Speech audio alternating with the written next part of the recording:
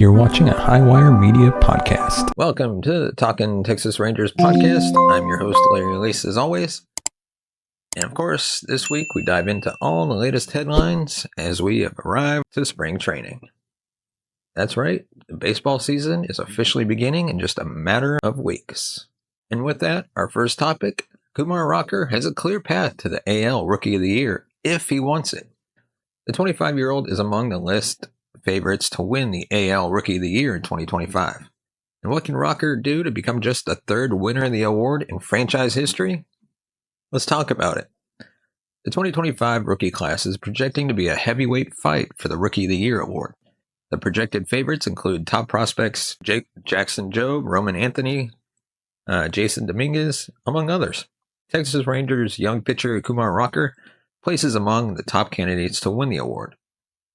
When it comes to Kumar Rocker, there is no doubt in this stuff. With a high 90s four-seam fastball that plays well in all quadrants of the strike zone, an absolute wipeout slider, along with a sinker, curveball, and changeup, Rocker predominantly throws through the fastball and slider during his brief big league stint at the end of last year, and the outcome was promising. The main concern isn't what Rocker can throw, but how many times he can pitch in 2025.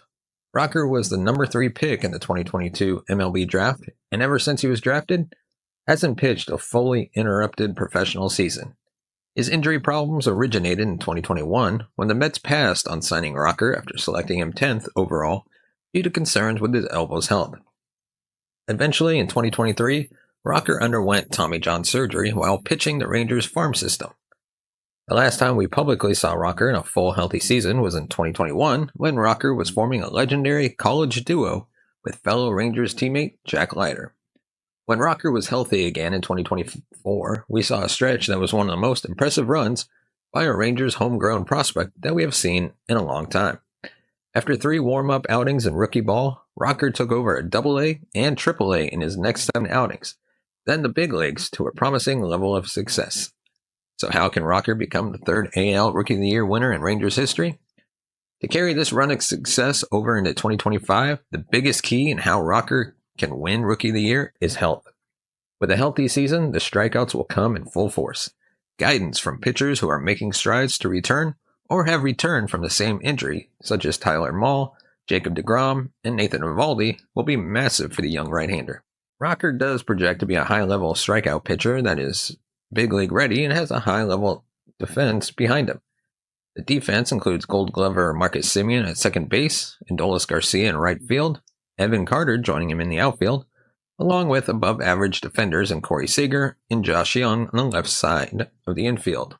A big piece to Rocker's Rookie of the Year campaign is just being himself.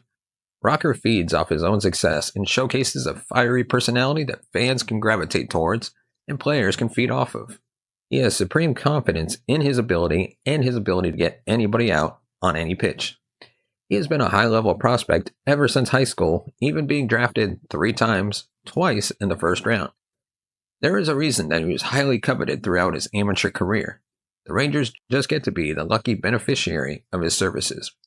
Winning the 2025 Rookie of the Year award is an uphill battle for all of those in contention with the level of talent vying for the award. With a clean bill of health, strikeout numbers that project high, and a good defense with a pitcher-friendly park, I expect Kumar Rocker to not only contend for the award, but become the third Texas Ranger to win the award. And now on to our next topic. We're going to take a look at who we think the 2025 Rangers opening day starting rotation will be. The Texas Rangers rotation for 2025 is mostly set in stone, but there is still some potential for shuffling the back end. There are a handful of arms looking to grab that final spot prior to opening day on March 27th. While there has been rumors of internal conversations with the team about Jon Gray becoming the team's closer, there seems to be no solid foundation for it. At the same time, Tyler Mahle and Kumar Rocker are legit contenders to land that final spot. With that in mind, let's take a look at the Rangers' projected starting rotation just days before the teams get ready to play in their first spring training game. With that in mind, let's take a look at the Rangers' projected starting rotation just days after the team has started playing their spring training games. So of course, right off the bat at number 1, we got Jacob deGrom. deGrom will obviously be the ace of the team and likely get the nod to start opening day in Arlington against Boston. And if he approaches the season correctly, we could see him back to his old Cy Young self. Filled with injury concerns during his tenure with Texas, 9 starts in 2 seasons, deGrom comes into camp fully healthy after Tommy John surgery in 2023. He returned from injury at the end of last season, throwing 10 1/3 innings, recording 14 strikeouts and giving up 2 runs. deGrom threw his first official bullpen last Thursday, and everyone was raving about him. Kyle Higashioka caught his bullpen and compared him to one of the greats, saying, quote, "I think there's probably one guy I've ever caught with that kind of command, and you might have heard of him. It was Mariano Rivera." Higashioka told Evan Grant of the Dallas Morning News, and deGrom was doing it probably 10 miles an hour harder. And with that, at number 2, Nathan Eovaldi is perhaps the most trusted pitcher on the staff in terms of availability and production. Entering his 3rd season with Texas, the 35-year-old has appeared in 54 regular season games for the Rangers. In that time frame, he has recorded a .372 ERA with 298 strikeouts, 89 walks, and a 1.12 whip, and 314 2/3 innings. His biggest value is the lights-out performance you get from him in big games, most notably his Houdini-like performance in Game 5 of the 2023 World Series that helped Texas capture their first championship. Some would even argue, based off his production and what Eovaldi has brought to the team, that he might be the team's ace over deGrom, but if you asked him, he's just happy to take the mound every 5th day. Number 3, Cody Bradford. Bradford has an exciting upside, despite the injury that sidelined him for an extended period of time. It's wild to say the above statement when you look back at his Major League debut in May 2023 against the Braves. But we don't judge based on one performance. We are a sum of its parts group, and since then he's come into his own, and 2024 was a great step forward. Even Bruce Bochy tends to agree that Bradford is a key component to the team's success on the mound. While he says Bradford can fill any role needed, he as well envisions him as a main part of the rotation. And number 4, Jon Gray. Despite a lot of rumors about Gray taking over as the team's closer, Gray says he hasn't been approached by Bochy to fulfill any other role than as a starter. And why would they want Gray as a closer anyway? Not to say he would be horrible in the role, quite opposite actually, as his stuff seems to be a good fit. More about the immense value he brings to the Rangers rotation. Gray will make $13 million this year, which by today's standards for a closer isn't an overpay, but it is when you take into account that Gray has never been a closer and has only worked out of the bullpen 11 games in his 9 years of service time. However, Gray is not completely dismissing the idea if it is ever requested of him. Gray spoke to MLB.com's Kennedy Landry saying, quote, "No one's mentioned it. If that comes up, no big deal. I think they know that I'll be okay with doing something like that. If the time comes for it, yes, absolutely. I think it'd be fun. There'd be a small adjustment here and there, but I've done it before. It's not like it'd be insanely new. I think it comes to that position, it means our team's doing really good, and we can be better." And to round out the 5th position, Tyler Mahle. Out of the 5 starters, Mahle is who I'm excited to see this season. Mahle was signed to a 2-year deal by the Rangers in 2023, despite still in the midst of a recovery from Tommy John surgery. It was a hope he'd be ready to contribute somewhere near the middle of the 2024 season. And while he did make his season debut on August 6th, he was placed back on the injured list 2 weeks later and made only 3 starts. Mahle reported to spring last week fully healthy and has already been told he will start the second spring training game on Saturday. A full season of health from Mahle would be a massive lift for the Rangers, giving them a depth and allowing other arms such as Dane Dunning to provide bulk innings out of the bullpen. Let me know your thoughts on the starting rotation. Do you think we got it wrong, or do you agree with the list? And of course, let me know in the comment section below your starting rotation for the Rangers this season. And with that, we're going to take a look at the next topic, which we have the Rangers reuniting with a former 2010 first-round draft pick after the 2016 departure. Jackson is a right-handed reliever that was drafted by Texas in 2010 and made his debut with the team back in 2015. It's another reliever reunion for the Texas Rangers, this time adding a former draft pick to the fold as spring training enters the first full week of action. Luke Jackson, the Rangers' first-round pick back in 2010, joins Texas on a 1-year contract after spending last year with the Atlanta Braves. In a corresponding move, the Rangers placed Josh Boers on the 60-day injured list as he recovers from off-season shoulder surgery. Jackson is a 9-year veteran in Major League Baseball, having pitched for Texas, Atlanta, and the San Francisco Giants. In 330 games, the 33-year-old has a 4.24 ERA, 386 strikeouts, and 19 saves. His 2 years as a Ranger could have been smoother and was short-lived after making his debut in 2015. After posting an 8.5 ERA in 15 games in 2015 to 2016, he was traded to the Braves during the 2016 offseason. Jackson is 4 years removed from the best season of his career with the Braves in 2021 and was an instrumental piece of their bullpen during the championship run. Jackson will look to make a resurgence and become a key arm for Bruce Bochy to rely on. If he has a strong bounce back to his career, he will be welcomed to a bullpen that is in need of experienced arms. His 19 career saves ranks the third best on the team's roster, so his late game high leverage experience will be positive.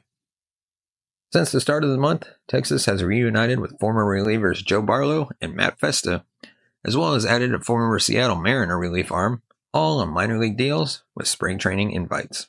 And now on to our next topic. Question is, how will the Rangers navigate key hitters, their struggles against lefties? Evan Carter and Jock Peterson are key pieces to the Rangers' success this year, but left-handed pitchers present a major challenge to both players, and adjustments will have to be made. So what are the team's plans in navigating those struggles? Since the start of 2023, they've only had 18 combined hits. And Evan Carter made his debut in 2023 against lefties and rarely even faced them. Carter is still young and is certainly focused on improving that part of his game, but Peterson is likely turning into more of a righty specialist. Fortunately for them, left-handed pitchers are a rare breed in Major League Baseball, which won't require a lot of lineup adjustment from Bruce Bochy throughout the year. But those varying lineups will have to be part of the plan. Signing Peterson was a key acquisition to the Rangers offseason.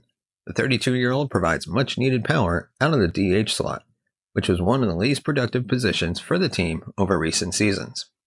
Peterson spent last year in the desert with the Arizona Diamondbacks, appearing in 132 games, had one of the most productive seasons in the NL.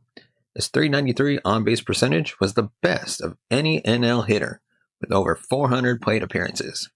He finished the season hitting .275 with 23 home runs, 64 runs driven in, and 55 walks.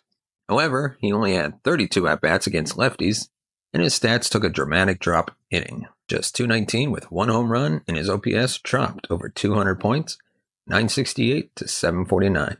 In 2024, the Rangers' designated hitters had the second worst batting average, .205, and the worst in OBP at .263, slugging at .322, and OPS at .585 in the MLB.